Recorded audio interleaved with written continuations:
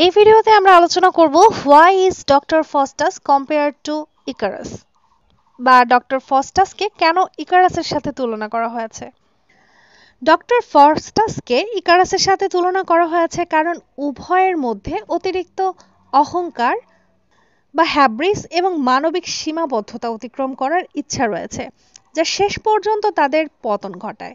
Greek পুরাণে ইকারাসের গল্পে Icarus তার পিতার ডেডালাসের তৈরি মোমের পাখা ব্যবহার করে খুব বেশি উঁচুতে উঠতে থাকে, যদিও তার পিতা তাকে সূর্যের কাছাকাছি না যাওয়ার জন্য সতর্ক করে দিয়েছিল, কিন্তু সে সেটাই করে।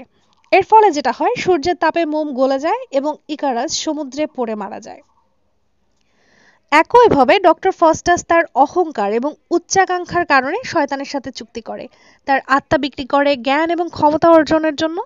ফস্টাস তার কর্মের নৈতিক এবং আধ্যাত্মিক ফলাফল উপেক্ষা করে, বিশ্বাস করে যে তার জ্ঞান এবং ক্ষমতা তাকে পরিপূর্ণতা এনে দিবে। ইকারাস যেমন সতর্কতা উপেক্ষা করে, ফস্টাসের ক্ষেত্রেও আমরা এমনটা লক্ষ্য করি। তার কাছে গুড অ্যাঞ্জেল আসে, তার চেতনা এবং অন্যান্য মানুষের পরামর্শ ফস্টাস উপেক্ষা করে, ঠিক ইকারাসের মতোই, যারা তাকে ত্যাগ করা এবং ঈশ্বরের কাছে ফিরে যাওয়ার পরামর্শ দিয়েছিল। এই তুলনা ইকারাসের ফস্টাসের মধ্যে একটি সাধারণ বৈশিষ্ট্য তুলে ধরে, তা হলো অতিরিক্ত উচ্চাকাঙ্ক্ষা। ইকারাস নিজের সীমা অতিক্রম করে উড়তে থাকে, যখন ফস্টাস অদম্য ক্ষমতা এবং জ্ঞান অর্জন করতে গিয়ে ঈশ্বরের সীমাবদ্ধতাগুলোকে উপেক্ষা করে। দুজনেই সতর্কতা উপেক্ষা করে, বিশ্বাস করে যে তারা যা চায় তা অর্জন করতে পারবে। ইকারাস যেমন উঁচুতে উঠতে গিয়ে পতিত হয়, ফস্টাস তার আত্মাকে বিক্রি করে আত্মিকভাবে পতিত হয়। ফলস্বরূপ উভয় চরিত্রই তাদের কর্মকাণ্ডের কারণে দুর্গতি বা পতনের শিকার হয়। ইকারাসের পতন শারীরিক, যেখানে সে সমুদ্রে পড়ে মারা যায়। অন্যদিকে ফস্টাসের পতন ছিল আধ্যাত্মিক, তার আত্মা শয়তানের হাতে চলে যায় এবং পরিশেষে সে তার ভুলের জন্য অনুশোচনা করলেও তার আর কিছুই পরিবর্তন করতে পারে না।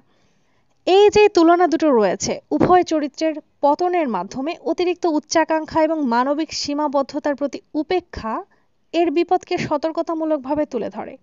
ইকারাসের গল্পটি সতর্ক করে যে বেশি উঁচুতে না ওঠাই ভালো, এবং ফস্টাসের গল্পটি সতর্ক করে যে ঈশ্বরের সীমাবদ্ধতা উপেক্ষা করা এবং দুনিয়াবি ইচ্ছাকে নিজের আত্মার উপর প্রাধান্য দেওয়া বিপজ্জনক। তোমরা যারা অনার্স থার্ড ইয়ারের ইংলিশ ডিপার্টমেন্টের স্টুডেন্টরা পরীক্ষার জন্য ট্রাস্টেড সাজেশন খুঁজছো, তারা চাইলে আমার চ্যানেলে থাকা সাজেশন ফলো করতে পারো। এখানে পার্ট বি ও সি এর সাজেশন দেওয়া আছে, যেটা তোমরা ফ্রিতেই পাবে।